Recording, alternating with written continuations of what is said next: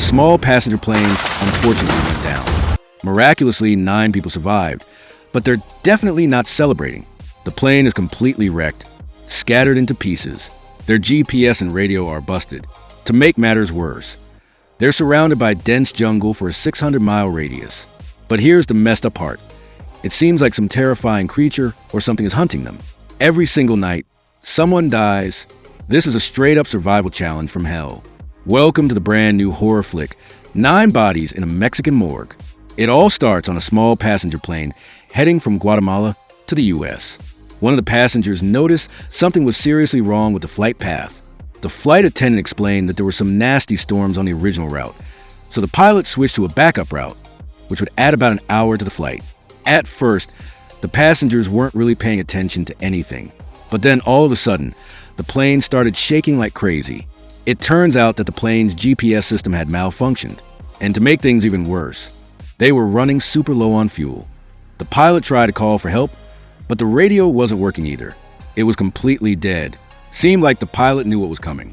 He started bringing the plane down, and then he pulled out his phone and started recording what he thought would be his last words. When the plane's propeller stopped spinning, it was like the whole thing just turned into a giant metal brick, plummeting out of the sky at breakneck speed. Luckily, the plane went down at a relatively low altitude, so when it crashed, the passenger section stayed mostly intact. Except for the flight attendant, who wasn't wearing a seatbelt. She got hit pretty hard. Most of the other passengers just had minor injuries. Kevin took one look at the flight attendant and knew her spine was broken. There was no way she was going to make it. Zach suggested they go check on the pilot. After struggling to pry the cockpit door open, they found the pilot with a piece of wood sticking straight through his chest. Miraculously, he was still breathing steadily. Kevin pulled the wood out, trying to help him, but then suddenly a strong burning smell filled the cabin. Turns out, the engine was on fire. The guy in the blue shirt immediately bolted out of there, but he wasn't running to put out the fire. He was running to grab his luggage. Luckily, the fire wasn't that big, and the passengers managed to put it out pretty quickly. But everyone else was super curious. What was in that suitcase that he valued more than his own life? Not long after, they carried the unconscious pilot out. He had a puncture wound in his stomach. His life could be in danger at any moment. Sadly, there was no self-service here, so there was no way to call for help from the outside. The middle-aged couple seemed pretty optimistic, though they figured rescue would find them soon enough. While they were talking, they kept glancing over at that guy's suitcase. You wouldn't think they'd be so nosy at a time like this. Goes to show they haven't realized the danger they're in. Another young couple happened to notice something moving in the woods nearby, and they frowned. Right now, everyone's totally confused. They don't even know where they are. Sonia, who travels a lot, guessed that they were probably somewhere in the Mexican rainforest. The thing is, it's rainforest for at least 600 miles in every direction. Plus, the plane's navigation system is busted. Rescue teams aren't going to get here anytime soon. With everyone freaking out, Zach, the black guy, stepped up to encourage everyone to stick together. That way, they wouldn't just end up dying out here stranded. Right now, the most important thing is for everyone to get to know each other. The black guy introduced himself first. He said his name was Zach, and he's an investigator for an insurance company. People in that line of work always have super sharp observation skills. When the plane crashed, he was also the first one to run and check on the pilot, because the pilot was the one most likely to be able to save everyone. Before all this, Zach was investigating an arson case, someone faking a fire to get insurance money, and his family got targeted in retaliation. This trip was partly him laying low, trying to get away from it all. He even wondered if his enemies had caused the plane crash on purpose. But of course, everyone dismissed that as a crazy theory. They're living in real life, not in some movie. Who has time for all that scheming? Next up was a guy with the glasses. He introduced himself as Kevin, and he used to be a surgeon. He said that back on the plane. He knew right away there was no saving the flight attendant. Now, he's in the medical equipment business, and he was originally on his way to the States to buy supplies. The long-haired woman, Sonia, said she travels a lot, but when they asked her about her job and her past, she immediately clammed up and refused to answer. The guy who risked his life for his luggage was Carlos. He's a professional wrestler and takes his reputation really seriously. He was supposed to be on his way to a match. There was also a young couple who were on this flight for their honeymoon. The middle-aged couple seemed pretty ordinary. They run a bed and breakfast back home. The husband has a heart condition and has to take his medication on time to stay alive. Add in the badly injured and unconscious pilot, and that makes 9 survivors in total. Zach had a bit of a leader vibe about him. He automatically started assigning the next task. They absolutely had to gather up all the remaining supplies from the plane. The amount of water on the plane might keep them going for 3 days. Seeing the flight attendant's body starting to stiffen up, Zach figured they should move her out of the plane. If they left her there too long, it would definitely attract bugs. He and Kevin found a low-lying area, the most suitable place to bury the body. Just then, someone ran over to tell them that the unconscious pilot had woken up. Zach immediately got really excited. He had so many questions he wanted to ask. The pilot, wounded in the stomach, struggled to speak, but all he could manage to stammer out was "not me." That's when Zach remembered that Kevin used to be a doctor. Couldn't he help the pilot? Kevin immediately shook his head. The pilot's current condition required surgery. First off, Kevin hadn't held a scalpel in years. And besides, they were deep in the jungle. Where were they going to get surgical equipment and the necessary conditions to perform surgery?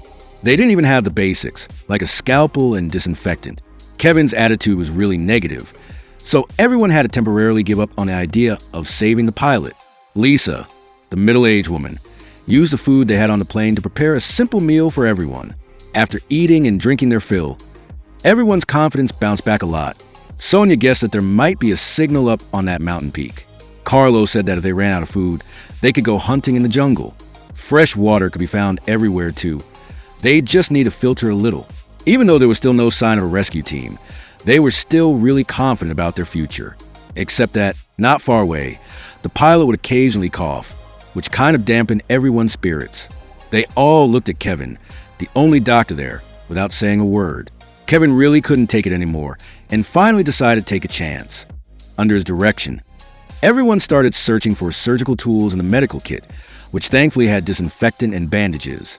Sonia found clean water and a bottle of liquor inside the plane, and the bearded guy, David, pulled out the most important thing, a scalpel. After everything was ready, Kevin used the liquor to do a quick disinfection.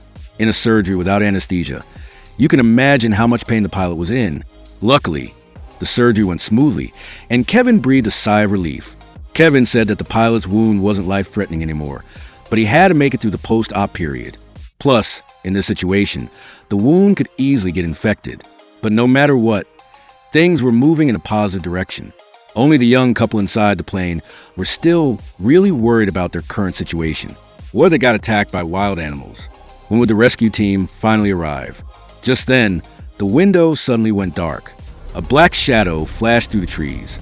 Amy saw it really clearly. Could there be other people in the forest? Meanwhile, the middle-aged couple sitting outside still felt like there was something fishy about Carlos, especially that suitcase he treated like gold. Taking advantage of him going to the bathroom, Lisa tried to see what was inside the suitcase, but after fiddling with it for a while, she realized it was locked with a combination. Before they knew it, night had fallen. The survivors gradually drifted off to sleep. Only Amy's husband, Dan, was still vigilantly looking out the window. Unfortunately, his view was too limited. He didn't know that Carlos was still outside, practicing. Then, a shadow approached, picked up a jacket, and covered the pilot's head with it. The next morning, when everyone woke up, they found a pilot's lifeless body, eyes wide open. Kevin was completely baffled. The wound was infected, and there was no internal bleeding. So why did the pilot die? The only possible explanation was post-surgical complications. Everyone felt incredibly guilty. They should have posted someone to watch over the pilot last night. After just one night, there was another dead body. Amy felt that they should bury the pilot with the flight attendant, but everyone else thought that wasn't right. They should wait for the rescue and return the body to his family. These poor people were still naively believing they would definitely be saved, unaware that the Grim Reaper was steadily drawing closer to them. That's the end of episode 1. At the beginning and end of the episode, we also saw some scenes from 9 days later, but they seemed chaotic. It looked like the military used a helicopter to recover 9 bodies, and even started investigating the case. Were these survivors really the passengers of the plane? To find out, tune into episode 2. The guy tossed a shoe into the lagoon, and right away, the floating shoe suddenly sank like something pulled it under. The people on the shore were scared white, but they didn't know there were even more terrifying things waiting for them in the jungle. Picking up where we left off, the badly wounded pilot suddenly passed away, and Dr. Kevin felt terrible. Seeing that the weather was getting hotter and hotter, they needed to take care of the body quickly. As Kevin and Zach worked together to carry the corpse away, they didn't notice a cell phone falling out of the pilot's pocket. The guy, Dan, secretly went over and picked it up, noticing his wife looking at him with a suspicious gaze. Dan explained that it was the pilot's only keepsake, and that maybe they could return it to his family later. Then, he excused himself to go to the bathroom and disappeared into the woods. Over there, Zach and Kevin carried the pilot's body and laid it next to the flight attendant. The flight attendant, who died 2 days ago, was already starting to stink. To prevent an epidemic, Kevin wanted to bury the two corpses, but Zach thought they should wait. What if the rescue team came? They'd have to go through the trouble of digging up the two bodies and taking them away. Looking at the two stiff corpses, Kevin sighed. If he had known this would happen, he wouldn't have operated on the pilot. The reason he quit medicine and switched to the medical equipment business was because a few years ago, he prescribed medication for a young woman, which ended up making her allergies worse. Kevin was sued by the girl's father and lost everything. Even his wife and children left him. Seeing Kevin getting more and more depressed, Zach spoke up to comfort him, saying that now wasn't the time to break down. The most important thing now was to find a way out of here. Not long after the two men left, Dan sneaked over to where the bodies were and used a knife to cut off one of the pilot's fingers. It turned out he wanted to use the pilot's fingerprint to unlock the phone. He searched through the phone for a long time and finally found an app that required a password to access. Meanwhile, the middle-aged couple were sitting next to each other, whispering. Lisa told her husband that she believed the pilot didn't die from post-surgical complications, but was murdered. Before at the hospital, she had met a patient who died from suffocation. The person's condition was exactly like the pilot's face turned black, eyes full of blood. David found this hard to believe. Everything was normal. Everyone was fine. But who would kill someone? But Lisa thought there were too many reasons to do it. Just the limited food and water were enough to make people slaughter each other. As the two were talking, a noise suddenly came from the surrounding bushes. Lisa guessed someone was eavesdropping, so she immediately ended the conversation there. The travel expert, Sonia, went to see Amy privately. She realized that Amy and her husband didn't seem like they were on a honeymoon at all. Amy hesitated for a long time, but finally told the truth. Turns out their relationship was full of obstacles. Amy is from a wealthy family, and Dan was originally her family's driver. As a result, being around each other all the time, they eventually fell for each other. They secretly got married and ran away here without telling their families. After hearing that, Sonia was silent for a long time. She didn't know what kind of advice to give, so she just wanted to clean up the luggage on the plane. David saw a long crate and quickly said that it was his. Carlos, meanwhile, accidentally found a locator beacon in the wreckage of the plane. After checking it, he discovered that the device still worked. It just had some broken wiring. If they took it to the highest point, maybe they could send a signal to others outside. Everyone's fading confidence was immediately restored, especially when they heard that Carlos's dad was an electrician.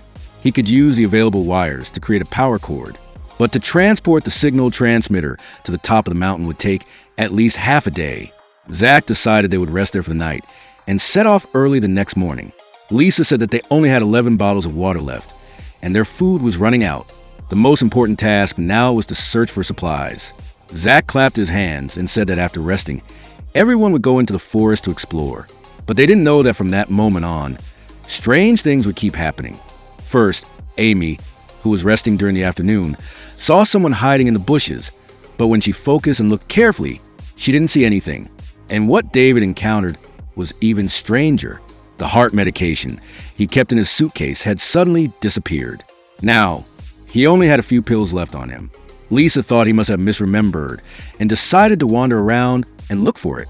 Meanwhile, Sonia, who was checking supplies on plane, also wasn't having a good time. She discovered that half the distilled water in the cabinet was missing. Zach thought someone must have selfishly hidden it. To prevent the theft of supplies from happening again, he used electrical wire to lock the cabinet door shut. After being together for more than a day, Sonia thought Zach was honest and trustworthy, definitely someone who could survive until the end. So, she proactively opened up. It turns out Sonia's real identity is a reporter. She flies all over the country, specializing in reporting and exposing the crimes of major criminal organizations. After resting for a bit, everyone started looking for food and water sources. When they passed a small path, they discovered some blue mushrooms. Sonia recognized them as an extremely poisonous type of mushroom that only grows in extremely damp places, proving that there was a water source not far away. Sure enough, not long after, Dan found a lagoon nearby and immediately took off his shoes, getting ready to take a bath. Carlos immediately stopped him, saying that it could be the entrance to an underwater cave. It was bottomless, and who knew what was down there? To verify his concern, Zach threw Dan's shoe into the water, and immediately the shoe was dragged underwater by some creature. The people on the shore were sweating bullets. Sonia guessed that there might be carnivorous fish or other animals down there. Just then, a gunshot rang out in the forest. Everyone rushed over to see what was happening, and it turned out that David was hunting. The long luggage crate taken from the plane earlier turned out to contain a hunting rifle. Lisa had been running a bed and breakfast for years, so of course she knew how to protect herself. After experiencing the pilot's murder and the theft of her husband's medication, she decided to use the weapon to show her strength. Sure enough, David didn't disappoint. One shot, one kill. He quickly hunted down several monkeys. Meanwhile, Sonia collected a few bags of water from the lagoon and then used a fire to boil the water and collect the steam, finally solving the drinking water problem for everyone. Lisa, who was in charge of logistics, mixed the monkey meat with ketchup to prepare a special evening meal for everyone. Her husband, David, ate with relish, but the young socialite, Amy, couldn't bring herself to swallow it. To avoid wasting food, David finished his portion and then ate Amy's as well. Zach, after eating a few bites, suddenly remembered where the monkey meat came from and became curious about what Carlos was always carrying in his suitcase. He hoped it wasn't some kind of highly lethal weapon. To put everyone's minds at ease, Carlos finally decided to open the suitcase. Unexpectedly, it just contained a very ordinary mask, but for him, it was extremely important because it represented Carlos's identity in the wrestling ring. Losing the mask was equivalent to losing his life. Before they knew it, night had fallen. Everyone fell asleep except for David, who would occasionally groan. He just had a feeling of discomfort in his body, but he didn't notice the flashing light inside the plane. Then, that shadowy figure found a satellite phone in the forest. After he answered, a similar phone rang in a mansion. The person who answered was a woman with a very serious expression. "Yes, is that you?" The next morning, Zach was awakened by shouts. Lisa discovered that her husband, David, was vomiting violently. Dr. Kevin rushed over and made a preliminary diagnosis that David had food poisoning. Coincidentally, there were a few packets of emetic medication in the plane's cabinet. Amy quickly ran inside to get them. But unexpectedly, the cabinet was tightly locked with an electrical wire.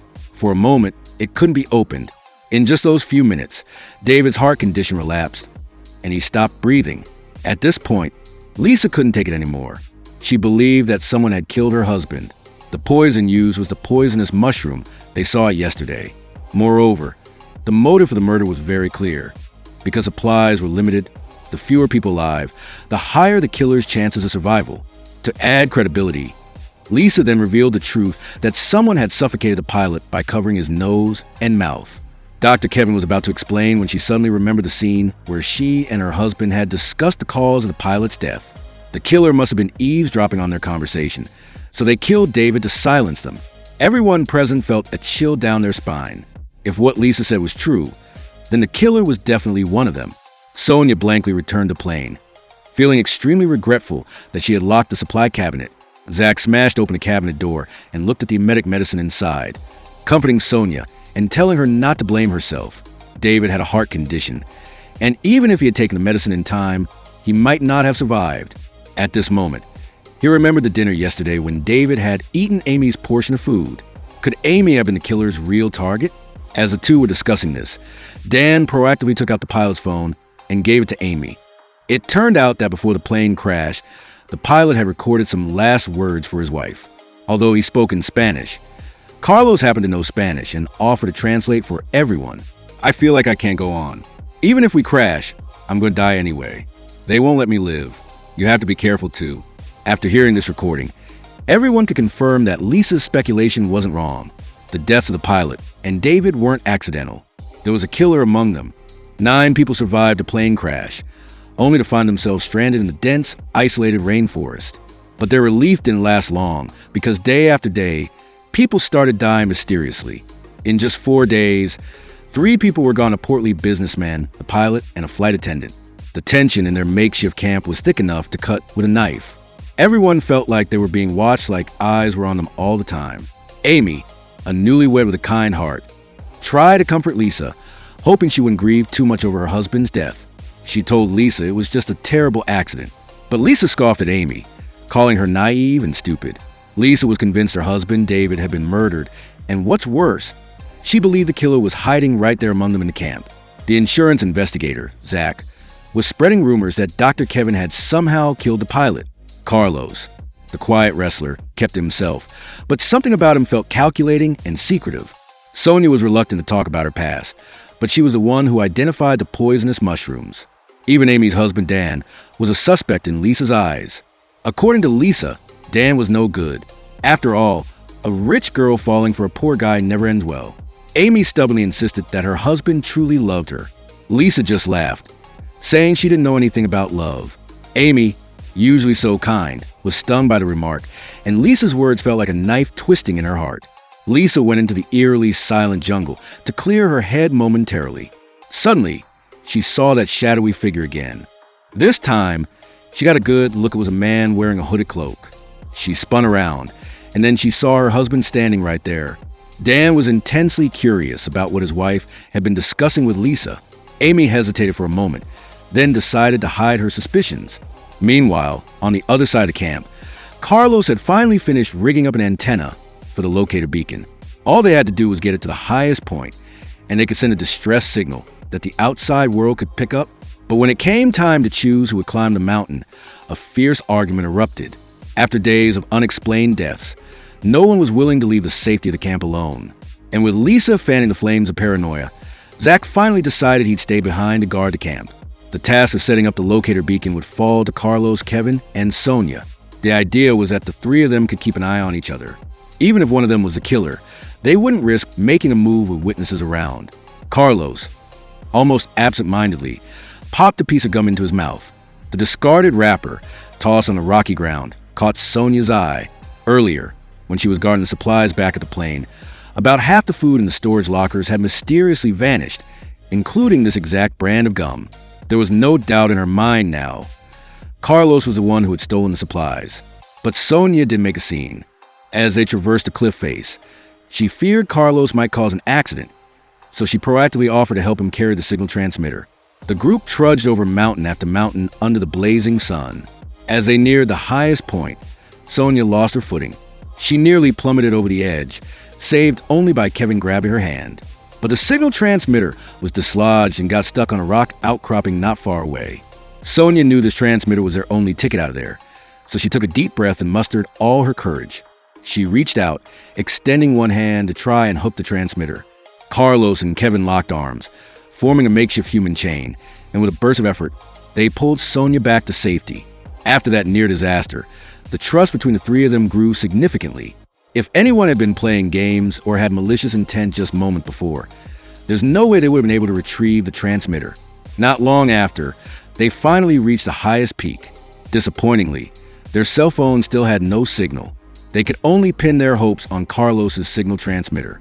After securing one end of the antenna to the device, the locator beacon finally lit up. Carlos told everyone that the transmitter was sending a signal and that rescue teams would find them soon. As dusk approached, they decided to head back to camp and wait for rescue. Meanwhile, back at the base of the mountain, Zach ventured out alone to find Lisa, who was out hunting. Lisa was still extremely wary and warned him not to come any closer than 6 feet. Zach made his intentions clear. He pleaded with Lisa to drop her hostility towards him. He argued that in their current situation, everyone needed to be united. Of course, Lisa understood that logic, so she revealed a piece of information. Amy had mentioned that someone else, outside of the group at the camp, was secretly watching them. At that very moment, Dan was still pressing his wife about what Lisa had said to her. Amy didn't answer, but suddenly, she remembered something. Dan had told her he was working on publishing a book, but Amy hadn't seen him write a single word this whole time. Dan, like a thug caught in a lie, snarled and demanded, "You suspected me or something?" Amy was terrified until Dan reluctantly blurted out Lisa's suspicions. Hearing that, Dan exploded. He couldn't believe she confided in someone else instead of trusting him. Suddenly, Amy felt a sharp, throbbing pain in her head and asked Dan to go into the plane and get her medication. Through their exchange, it became clear that Amy was regularly taking medicine for something. But as Dan left, she couldn't resist snooping in his wallet. What she found inside shocked her stacks of business cards, each with a different name and profession. Isn't that something con artists do? Amy's heart turned cold. She didn't make a scene, but she frantically started piecing together everything that had happened. Dan, the man she just married, suddenly seemed like a stranger, and at that moment, it seemed like Dan wasn't even trying to pretend anymore. His words and actions were thuggish. Ignoring Zach's protests, he ran into the plane, grabbed a bottle of strong liquor that could be used for disinfection, and started chugging it. Amy really couldn't take it anymore. She ran off to a secluded spot and started crying quietly. Suddenly, that guy with a hooded sweatshirt appeared again. But when Amy turned around, he vanished into thin air. Just then, Dan found her, and Amy quickly told him what she'd just seen. That guy had been following her ever since the plane crash. But Dan clearly didn't believe her and thought his wife was hallucinating.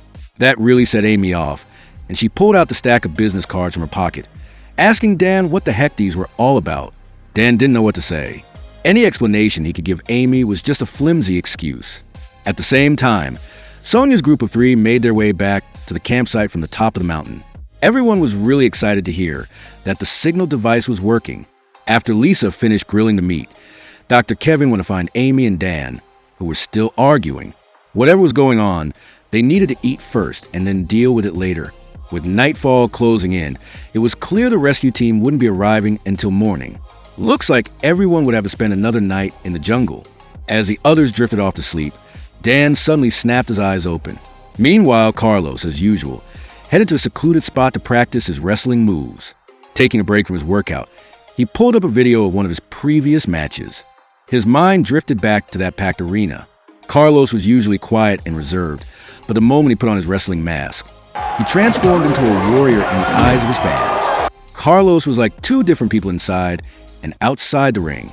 The louder the crowd cheered, the more intense and ferocious he became. But in this particular match, Carlos's opponent outweighed him by 20 pounds. Predictably, he was slammed hard to the ground and knocked unconscious. Just then, Carlos's phone battery died. He had no choice but to stop watching the video. He then pulled out a chocolate bar he'd stolen earlier. It was essential to replenish his depleted energy, to defeat his opponent, to avenge his previous loss. He was willing to do anything, even things that went against his conscience. After Carlos finished his second workout, he noticed someone standing behind him, wearing a black robe and his wrestling mask. Suddenly, he felt a sharp, icy pain in his stomach, just like the feeling he had before being knocked out by his opponent.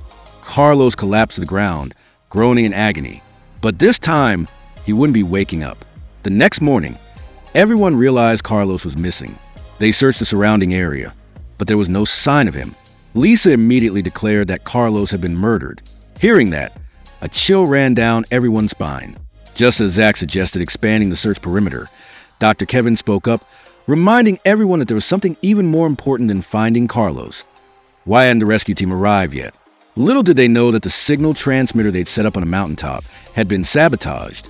Someone had cut the wire connecting it to the antenna.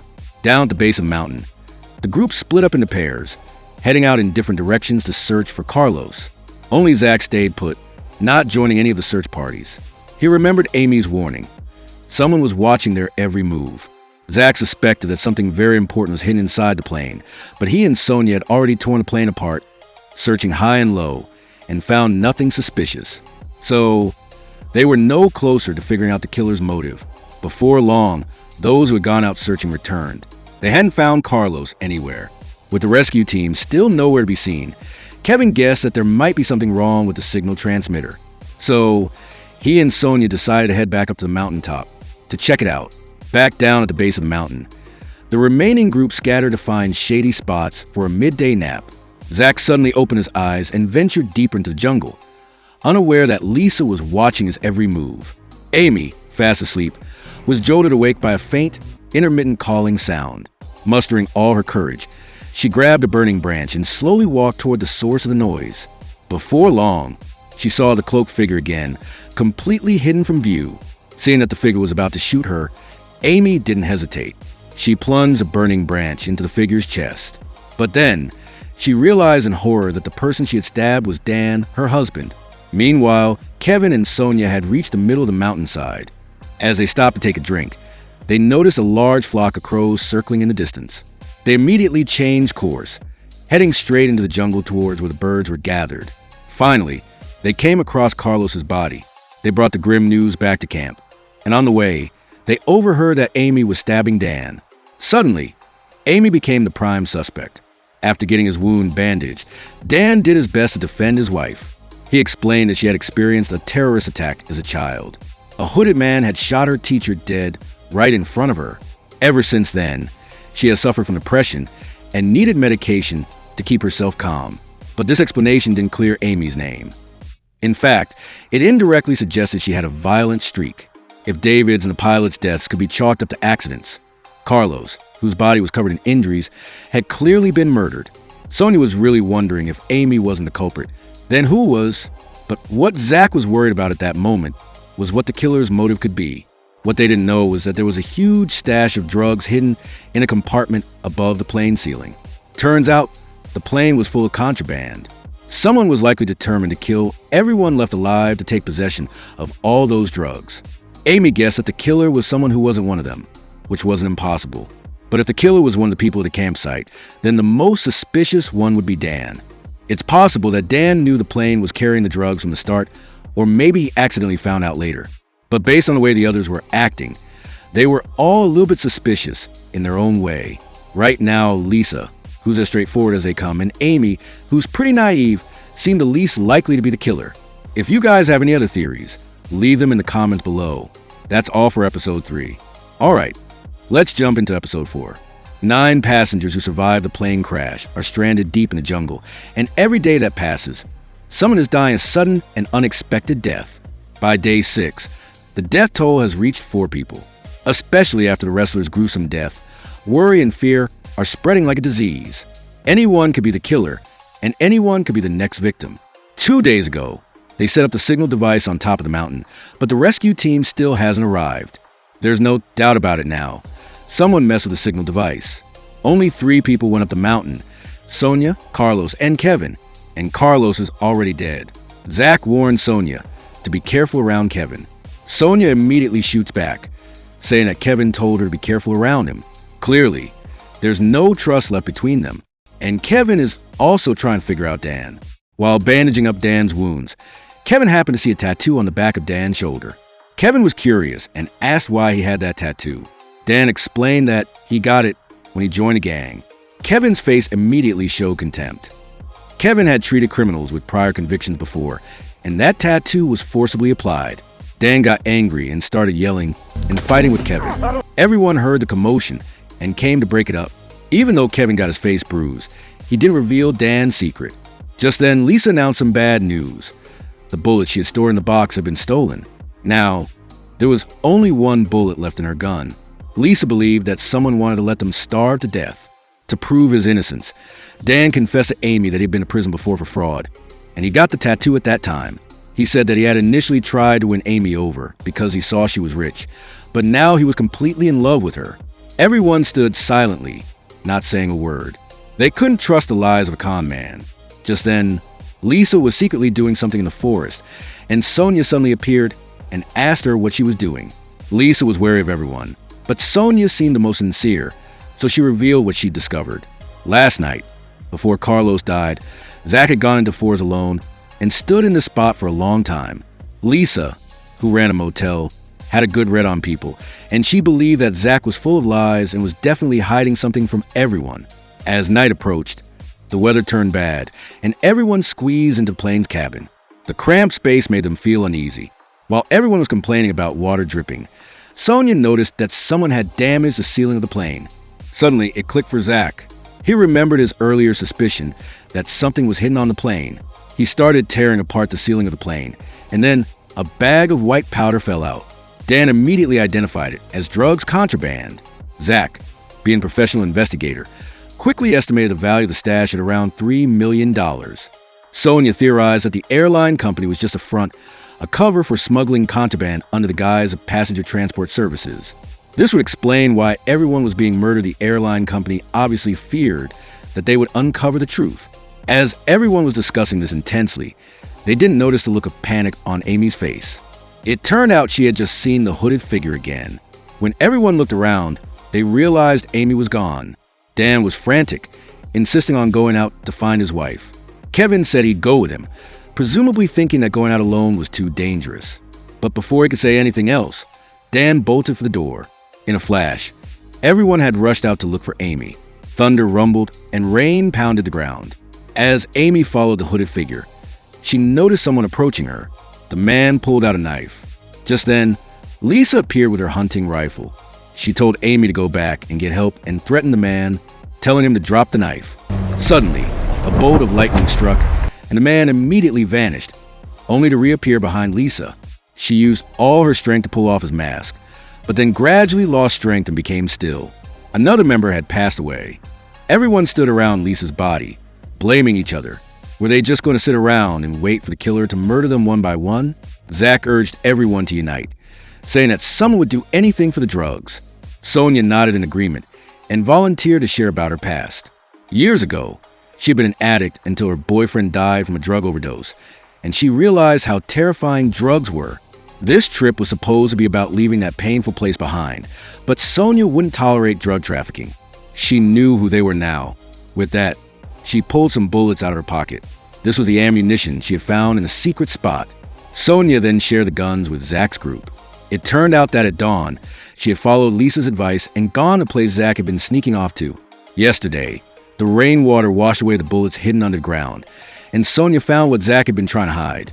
Besides the bullets and a gun, there was also a satellite phone. Zach knew he couldn't keep hiding things, so he revealed that he was an inspector with the Drug Enforcement Agency, and this operation was a covert investigation into the airline company's drug trafficking crimes. Seeing that no one believed him, Zach told Sonia to get his wallet hidden in the cargo hold. Inside were his official documents. But Kevin searched the entire wallet, and all that was inside was money. This time, Zach had nothing to prove to himself. Someone must have stolen his documents. As for stealing Lisa's bullets, it was to prepare for the worst, because one of them was a killer, and they couldn't leave the guns out in the open. Kevin couldn't tell what was true or false. Wasn't there a satellite phone in the cave? They could use it to contact the outside world and quickly get out of there. Sonia had already tried, but it was password protected. The phone was just like a brick. Everyone looked at Zach, who helplessly shook his head. This wasn't his phone. Someone was definitely trying to frame him. Dan, enraged, attacked Zach with a gun. This time, the two sides faced off. Kevin quickly spoke up, saying that even if they beat him to death, he wouldn't have the password to unlock the phone. Luckily, they didn't come back empty-handed. At least they had gotten some bullets. Amy volunteered, saying that she used to go hunting in the park, so she was allowed to go find food. Sonia wondered what to do with the phone, so she went alone to find Zach, who was tied to a tree. Zach seemed agitated. The two had been quite close before. Dan had been to prison, and last night, before Lisa died, Kevin's attitude had been strange. Besides Dan being the first to run out of the plane, Kevin was also suspected of killing Lisa. Now that Zach was tied up, Sonia might be in danger. Sonia shook her head in denial. She believed that Zach was the killer. Otherwise, why would he have lied to everyone from the start? Now, Sonia just wanted to know the password to unlock the satellite phone. Zach denied that it was his phone. Sonia was just about to sigh and leave, but Dan wasn't so easygoing. He planned to torture Zach to force him to give up the password, but no one wanted to be involved in tormenting someone. Dan suggested drawing straws to decide. In the end, Kevin drew the task of forcing the password out of Zach. Sonia also didn't plan to sit still. She had to go up the mountain to check the signal device. Dan and Amy decided to go with her. Now, there were fewer and fewer survivors. If they didn't unite, they would only end up with a tragic end. In their eyes, Zach was a killer. In reality, Kevin also thought so, but he had been practicing medicine for many years and really couldn't bring himself to hurt someone. As long as Zach said the password, he guaranteed that no one would do anything to him. But Zach still insisted that the phone wasn't his. Kevin couldn't hold back any longer and started hitting him, punching him repeatedly until Zach's mouth was bleeding. But from beginning to end, he still didn't give up the password. Kevin's expression changed, and he took out surgical scissors from his pocket. After getting nothing from questioning, he pulled off Zach's toenail. Heart-rending screams echoed throughout the valley. Sure enough, once a doctor turns evil, there's no one like him. Meanwhile, Sonia and the others had climbed to the top of the mountain. She realized that someone had pulled out the power cord. After plugging the cord back in, the signal device started working again. At the same time, at the U.S. Federal Aviation Administration, a senior manager presented an urgent document. They had received a location signal from the crash plane, proving that there were still survivors there. It was just that the location of the signal was in the Mexican jungle, and the signal being emitted was an old-fashioned analog signal. The radius was between 12 and 25 nautical miles, which was a major challenge for search and rescue operations. But that wasn't the most important thing. The FAA had reviewed the flight crew records of the crash plane, and most of the passengers had a history of drug use. An investigator went to this airline company. It turned out that this was a business disguised as an airline, something he had never believed in before. Thinking about the ticket prices being lower than the market, the investigator believed that this airline company was hanging out a sheep's head and selling dog meat, using the airline cover to traffic drugs. The company manager didn't care and said that if there was evidence to prove it, they could sue. But the plane crashed in Mexico, and the FAA knew that the government would prohibit any country from investigating this. From the short conversation, it could be deduced that this female investigator was likely Zach's wife, because she said that Zach was with the DA. It seemed that everything Zach had said was true. In the Mexican jungle, Zach was tied to a tree, waking up from his stupor. He saw a shadowy figure walking towards him with a knife. That's all for episode 4. It seems Zach can be eliminated from the list of suspects. The final showdown is here. In this jungle werewolf game, the hidden killer is about to be exposed. Officer Zach, already shady for covering up a theft, has instantly become the prime suspect in the survivors' murders. As night falls and everyone's asleep, a dark figure holding a dagger creeps towards Zach. He strains to see and realizes it's Sonia, the journalist from the colony. But Zach's convinced she isn't there to kill him. Sonia, meanwhile, is torn. She asks Zach, "How can you prove you're not the killer?" Zach pauses, then says that if he were the killer, he could have just shot everyone with a gun the very first night when the plane crashed. You gotta admit, Zach's got away with words. He lays out the situation perfectly. There are only 5 survivors left. Dan and Amy, the newlyweds, are obviously a team. If he's dead, Sonia will be totally isolated. Ultimately, Sonia is swayed by Zach's logic and uses her dagger to cut his ropes instead of harming him. She does it because she can't bear to see him suffer any longer. The next morning, Sonia pretends like nothing happened. Kevin tells everyone that Zach has escaped. Panic sets in. Even if Zach isn't the killer, the way everyone interrogated him yesterday will definitely make him want revenge. It's even worse knowing that whoever let Zach go is still among them. The already suspicious group completely falls apart. Dan flat out tells Sonia and Kevin to stay away from them. Sonia tries to reason with them, saying they have a better chance of surviving if they stick together. Dan scoffs, saying Carlos and Lisa said the same thing, and they both ended up dead mysteriously. Sonia sighs inwardly. Now, she'll have to team up with Kevin, but Kevin has already given her a hard look and pulls out the rope that Zach escaped from. The cuts on her are clean. Clearly, they were made by Sonia, who has the dagger. Sonia is now completely isolated. The only good thing is that she still has Zach's pistol to protect herself. Meanwhile, Zach is all alone, too. He doesn't dare go back to the plane camp. He has to find a good hiding spot somewhere in the jungle. Zach couldn't help but look up at the sky. The towering trees gave him an uneasy feeling. Meanwhile, back at the camp, Dan and Amy are waiting for rescue. They and Sonia fixed the locator beacon earlier, so the rescue team should be here any minute. But then Amy drops a bomb on Dan, saying if she could, she'd go home and find her dad right away. It's clear she wants to end this running away with Dan thing. Not far from the jungle, there's a Mexican military base. The officer in charge gets a message from the Civil Aviation Authority. They've picked up the missing plane's locator signal in the rainforest. After confirming the approximate location and marking it, they immediately dispatch the base's only helicopter for the rescue. Because the distance isn't far, the helicopter quickly reaches a rainforest. But the trees here are so dense, finding a few survivors is like looking for a needle in a haystack. As sunlight shines through the leaves, a few drops of blood become especially visible. Dan's telling Amy about his past, how he started acting when he was just a kid. He admits that when he first met Amy, he just wanted to see her as a long-term source of money. But things got out of control because he realized he'd fallen deeply in love with her. Faced with such a heartfelt confession, Amy doesn't react at all. It's eerily silent. Suddenly, a huge flock of crows flies out of the valley. Sonia, Kevin, and Zach all realize something's wrong. They've seen this before. Whenever crows show up, someone is about to die.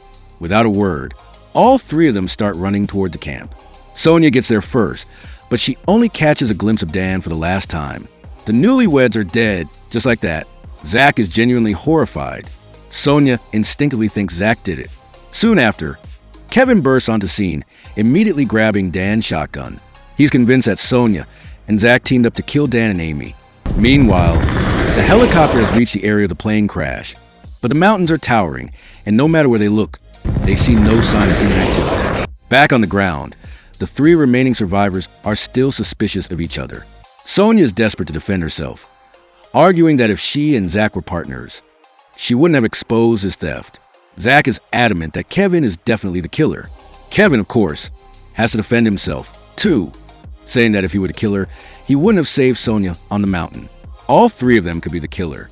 Only time can reveal the truth and prove who is guilty and who is innocent. Just as they're arguing non-stop, the rumble of a helicopter comes from overhead. Everyone immediately perks up as the rescue team. But the trees here are so thick, and there's even fog covering everything. The rescue helicopter can't possibly spot them. Sonia and the others just stand there, looking at each other until the rumble completely fades away. They finally realize they missed their chance for rescue. Zach suggests using smoke from a fire to signal them. Now isn't the time to be fighting. Sonia is still a little hesitant, but Kevin gives in and puts the gun down. Kevin reluctantly takes out the only bullet and tosses the gun into the pool. Sonia, with her extensive wilderness survival skills, suggests that everyone should go to higher ground, using fresh leaves to create smoke. But Kevin refuses to go with them. What if Sonia and Zach are partners? He could be in danger at any moment. Even when Sonia threatens him with the pistol, Kevin is adamant that he'd rather die than go with them. He just tells Zach to remember to come down and get him when the rescue team arrives. Sonia has no choice but to lead Zach up to higher ground alone. But because Kevin pulled out Zach's toenails, it's difficult for him to walk in the mountains. He has to sit down and rest every few steps. At this point, Sonia finally opens up about her feelings during these desperate days of survival. She admits that she's unintentionally fallen in love with Zach. Zach's expression changes, and he quickly interrupts, saying that he's married and has a lovely child. Sonia looks embarrassed and quickly changes the subject. She thinks that Kevin is definitely the killer and is probably watching them from somewhere. Just then, the sound of a gunshot echoes from the distant valley. Both of them are shocked and wide-eyed.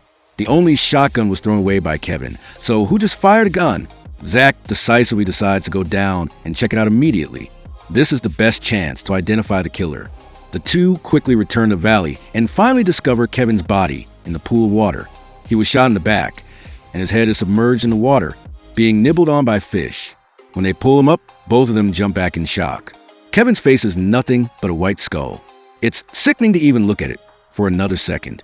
Now, only the two of them are the survivors. Clearly, someone else killed Kevin. Sonia suddenly realizes what Amy said could be true. The strange figure she saw in the forest wasn't a hallucination caused by her psychological issues. Zach suddenly feels a chill down his spine. The killer may have been hiding in the cargo hold from the moment the plane took off. Otherwise, they couldn't have come out and killed someone on the very first day of crash. Seeing that it's getting dark, return to higher ground is no longer realistic. They decide to rest for one night in the plane's cabin and then figure out what to do next. Zach looks for metal sheets to block the door. Although it won't completely prevent the killer from breaking in, it can at least give them some warning. The two of them unconsciously fall asleep. A dark figure picks up the satellite phone and calls the manager of the airline that owns the crashed plane. This guy is definitely a mole planet on the plane. It's day 9. The passengers plus the crew have been reduced to only 2 survivors, Zach and Sonia. They set off early. They need to light a signal fire before the rescue helicopter arrives. However, the weather is unfavorable. Today is another day of heavy fog, especially on the high mountain peaks. It's so thick up there, it's like being trapped in a cloud. The two of them grope around searching for the locator beacon and find that the light is still on. Zach feels much more relieved. Yesterday, the rescue helicopter didn't find anything and turned back. Today, they will definitely conduct a new search. Sonia acts like nothing is wrong and starts proactively asking about Zach's family. Unexpectedly, his wife, Claire, is also a police officer in the investigation bureau. Previously, she received orders to go to Mexico to investigate the cause of the plane crash, but due to strong obstruction from the local authorities, Claire ultimately failed and returned. Back home, she recalls Zach before he left. At that time, Claire was very worried about her husband's trip. Zach had assured her over and over that he would definitely return safely in 5 days and reunite with his family. But now a week has passed, and Zach has been almost completely incommunicado. Claire decides to go to Mexico herself. Even knowing that the hope of rescue is very slim, she still has to do something for her husband. But Claire is still thinking too simply. As soon as she arrives at the Mexican border, she's targeted by a cop. The officer seems to have guessed that Claire is there to investigate the plane crash and insists on keeping her at the hotel, not letting her go anywhere until the superiors change their minds. Meanwhile, in the rainforest, the sunlight overhead is becoming increasingly intense, and the fog on the mountain peaks is rapidly dissipating. Suddenly, the sound of a roaring lion comes from not far away. Sonia looks terrified. Zach explains that it's probably just an animal passing through. After saying that, he takes off his socks, revealing that the wound on his toe hasn't healed yet. Sonia tells him to clean his wound while she goes to find branches nearby, so they can quickly light a fire when the fog clears. Zach is uneasy. He wants to go with her, but his toe hurts too much. Sonia comforts him and tells him to rest assured that she will absolutely not leave the area within 5 meters. However, not long after, he hears the sound of footsteps crunching on gravel. Because of the fog, Zach can hear the sound but can't see anyone. The next moment, Sonia is knocked unconscious with a wooden stick. The strange man picks up the pistol from the ground, turns around to face Zach, still wearing Carlos's mask, and gets closer with the gun. Zach unconsciously backs away until he reaches the edge of a cliff. He finally asks the question that's been on his mind. From the start, we were all innocent people who didn't know anything. Why did you keep killing us? The strange man finally doesn't say a word, directly firing a shot and pushing Zach off the cliff. Then, he turns around and discovers that Sonia has woken up. The woman desperately wants to know who this person is. The strange man slowly walks down. Sonia is completely terrified, but the next moment, she's shot dead on the spot. End of episode 5. Join us for the final episode of the film. The jungle werewolf game has gradually come to an end, with plot twists one after another, completely beyond everyone's expectations. Continuing the story from the previous episode, the last 2 survivors of the plane crash have unfortunately become the final victims of a mass killer. Early the next morning, the Mexican military again sent helicopters to the area to search. Initially, they don't find anything until they fly over the highest mountain peak. A soldier suddenly sees a signal beacon up there. After circling the mountain range and examining it carefully, this time they finally find the wreckage of the plane deep in the valley. The search team immediately calls and reports to their superiors. Half an hour later, the first rescue team arrives at the mountaintop. They quickly find a small path down the mountain and easily reach the plane wreckage. Although the plane is severely destroyed, there are still visible traces of life. The rescue team scatters to search for survivors. The cabin hatch that's been forced open quickly attracts the attention of a soldier, but a flower that was originally hidden inside is long gone. Not long after, they find a clearing where the bodies are laid out. 9 corpses are neatly arranged, and the strong, putrid smell is horrifying. Even so, they still have to pack up the bodies to take back to the base. The captain determines that there must still be at least 1 survivor nearby, and orders his subordinates to continue searching the surrounding area. Elsewhere, Zach's wife, who is still stuck at the Mexican border, finally receives official word from her superiors.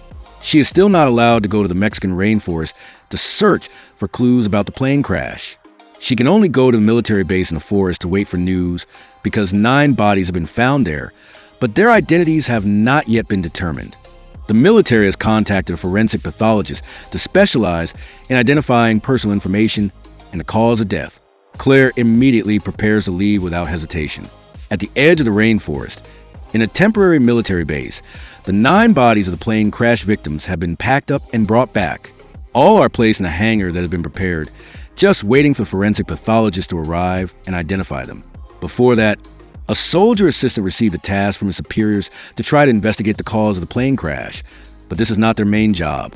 So everyone is just going through the motions. And what they don't notice is that the manager of the airline where the plane crashed earlier is watching every move in the base through binoculars. Not long after, the forensic pathologist, invited by the military, arrives. Cora uses a way to ask for directions to block her, seeing that the other party is not all vigilant. She directly pulls out a gun, At the same time, inside the morgue of the military base, a dagger suddenly stabs out from a body bag. Immediately afterwards, a shadow crawls out. It turns out that one of the 9 corpses is fake. The person slowly walks in front of the mirror, revealing the face of Dr. Kevin. He doesn't show any joy at escaping, but hurries towards the other body bags. At this time, Cora, the manager of the airline, has arrived inside the military base. She lies that she is a forensic pathologist invited by the military and easily gets past the guards. Facing the military officers, Cora appears extremely calm. She makes it clear that she doesn't want to be disturbed while working, but for security reasons, the manager still assigns a soldier to accompany her. When the two open the door and enter the morgue, they discover that all the bodies have been disemboweled. While the accompanying soldier is still stunned, Kevin suddenly appears and knocks him unconscious. Seeing Kevin, Cora looks happy and moved. It turns out that the two of them have known each other before and have been working together on this elaborate scheme. Cora advises Kevin to leave quickly, but Kevin says to wait a moment. It turns out that all the flour hidden in the plane has been transferred into the stomachs of the corpses beforehand. Unfortunately, Zach's wife, Claire, has also arrived at the military base at this time. She conveys her intentions to the manager, wanting to go to the morgue to take a look. Whether her husband is alive or dead, Claire must see it with her own eyes. It's a pity that she was one step too late. At this time, Kevin has taken all the flour out of the corpses. He and Cora douse everything with gasoline. When the match is thrown, the fire quickly erupts violently in the morgue. This way, no one will know who has died, and even more so, it cannot be confirmed whether anyone is still alive. Outside, Claire is quickly advancing toward the morgue when suddenly, a loud explosion comes from front. Seeing the raging fire, all the soldiers fell into chaos. Cora and Kevin seize the opportunity to drive away. The soldiers are all busy putting out the fire and have no time to pay attention, so they can only let the car go. And the soldiers stayed in the rainforest to search for survivors. After a search, in addition to a strange mask, they did not discover any useful clues. When the soldiers were preparing to report the results, a sharp-eyed observer suddenly noticed a dazzling reflection in the woods. No one expected that Zach, who was shot twice and fell down a cliff, would miraculously survive, thanks to the cushioning of a large tree. He fell to ground and was only unconscious for a night. When he woke up, he suddenly heard the sound of a helicopter. Zach came up with an idea, took out his sunglasses, and relied on the reflection of the sun. He really managed to attract the attention of the rescue team. While he was being rescued, Claire, who was worried at the base, received a report from the rescue team that they had found Zach alive and that he was currently receiving emergency treatment at a hospital in the city. Claire breathed a sigh of relief and immediately went to the hospital where Zach was being treated. The 2 bullets didn't hit any vital spots. The most serious thing at the moment is a broken femur due to falling from a height. It cannot be denied that Zach's survival is a miracle. At this time, it was clear as day in his mind. He determined that the hidden killer was Kevin because the police had collected a list of registered passengers, and there was no one named Kevin on it. Obviously, he used a fake identity to replace someone else. Zach further reveals an important piece of information to the police. The airline company has been secretly trading flour up until the day of the plane crash. Even if they don't know Kevin's real identity, arresting the person in charge of the company will definitely be right. The reality is just as Zach predicted. Kevin is currently discussing things with the person in charge, Cora. Now that the flour has been transported out of the forest and all the witnesses are dead, he believes he has done a perfect job, and the police will not find any mistakes by the airline. But Kevin never expected that Zach would miraculously survive. He has told the police all of Kevin's crimes, starting with the murder of the captain. That was simply to silence him because the other party was also one of the people involved in the flour trade. Kevin was very afraid that the captain would reveal the secret in a crisis. The signal beacon that Carlos repaired was also intentionally damaged by Kevin. If the rescue team had arrived early, the flour hidden in the cabin would not have been easy to transport out. To minimize the possibility of the flour being discovered, he successively poisoned the bearded Davis, killed the wrestler Carlos, and then Lisa. He even killed the newlyweds Amy and Dan.